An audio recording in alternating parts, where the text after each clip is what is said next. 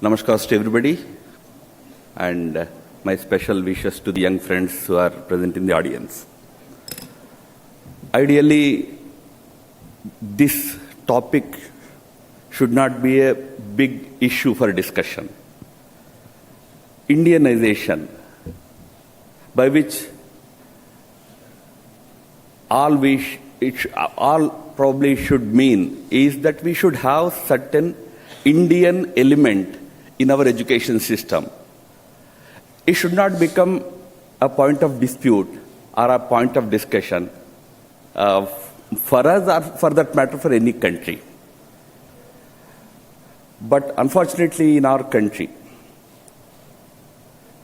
words have acquired certain meanings.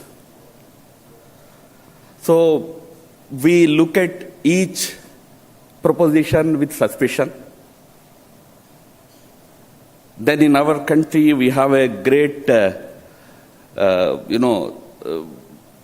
these ideas how to pass through great secular acid test of liberals. So we have to first of all define what do we mean by Indianization. Do we simply mean that all it meant was indigenization? Let it be suitable to our country. Let it be suited to the present times in our country, to our people, or it's something more than that. Now, UNESCO, while defining education, has used two phrases. It said, education of any country should be rooted in its culture. This is number one. Number two, it should be for the growth of that country, growth, development of that country. Now about the second part, probably nobody will have any dispute. Development, growth, the education should be towards helping countries grow, societies grow, develop. But the first part, this whole question of culture, this raises a number of questions. That's why I said it has to pass through that liberal acid test, whether they approve of something as culture or not. Unfortunately, not many things before 1947 in this country are accepted. By that, under that acid test, all that cannot be accepted easily.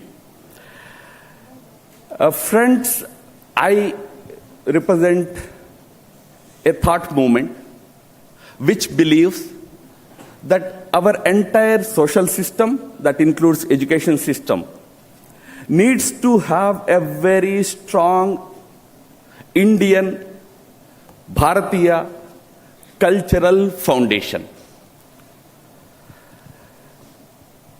Coming to education, in this country, there has been a long-standing tradition of describing education as two parts. Avidyaya mrityum tirtva vidyaya mrutam ashnute. One part we described as avidya. Avidya is not non-education, not illiteracy.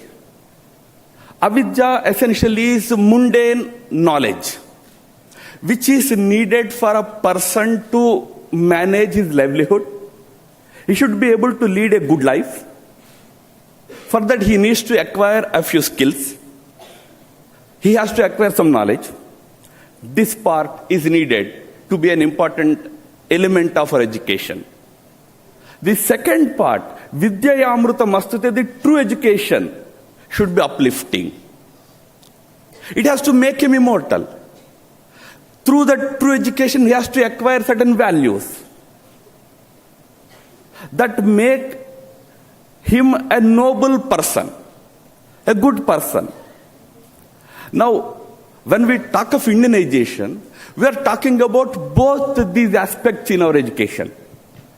On one hand, you have to give him a kind of education that is comprehensible, that he can understand, that he can imbibe, that he can relate to. And on the other hand, he also should come out as a different human being. Now, Mahatma Gandhi has asked a very important question. Talking about our education, Gandhiji's question was, are we producing people who have qualities like truthfulness? Because it was very dear to Gandhiji. Satya was very dear to him. He wanted to know if our schools are producing people who are truthful. He wanted to know if people who come out follow ahimsa, non-violence, they're selfless.